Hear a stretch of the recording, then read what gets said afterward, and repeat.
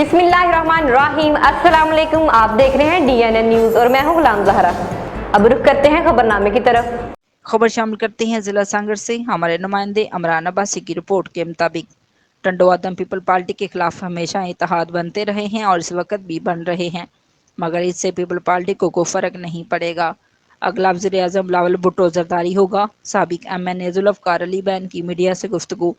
तफसीलात के मुताबिक पाकिस्तान पीपल पार्टी की साबिक MNA जुल्फ़कार अली बहन ने टंडो आदम में साबिक सदर बार एसोसिएशन शेर अली बहन और सीनियर सहाफ़ी आशिक अली बहन की भाभी और नूरुल बहन की जोजा के इंतकाल पर वुरसा से ताज़ियत की और फातिहा ख्वानी भी की। मरहुमा के बुलंद दर्जात के लिए दुआ भी की गई। बाद हज़ार टंडो आदम में बैन ला एसोसिएशन का इफ्तिताह किया। इस मौके पर मीडिया से गुफ्तगू करते हुए उन्होंने कहा कि आम इंतखाबात 8 फरवरी को होंगे और पाकिस्तान पीपल पार्टी वाजिया कामयाबी हासिल करेगी और बिलावल भुट्टो जरदारी वज़ीर आज़म पाकिस्तान बनेगा। बहुत वज़ीर आज़म आए और गए, लेकिन सबसे ज़्यादा ताकत आवाम की ताकत है और आवाम पीपल पार्टी के साथ है। एक सवाल के जवाब में उन्होंने कहा कि पीपल पार्टी के खिलाफ माजी में भी इत्तेहाद बनते रहे हैं और अब भी बन रहे हैं। इन इत्तेहाद से पाकिस्तान पीपल पार्टी को कोई फ़र्क नहीं पड़ेगा। जो लोग पीपल पार्टी के खिलाफ इत्तेहाद बना रहे हैं, इन्हें उम्मीदवार भी नहीं मिल रहे।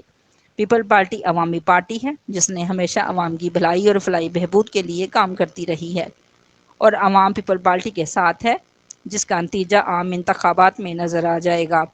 लोग जोग दर जोग PPP में शामिल हो रहे हैं। उन्होंने मज़ीद कहा कि पीपल पार्टी ने अपने दौरे हुकूमत में रिकॉर्ड तरक्याती काम करवाए हैं। अब तक के लिए इतना ही। मज़ीद खबरों के लिए हमारे साथ रहिए।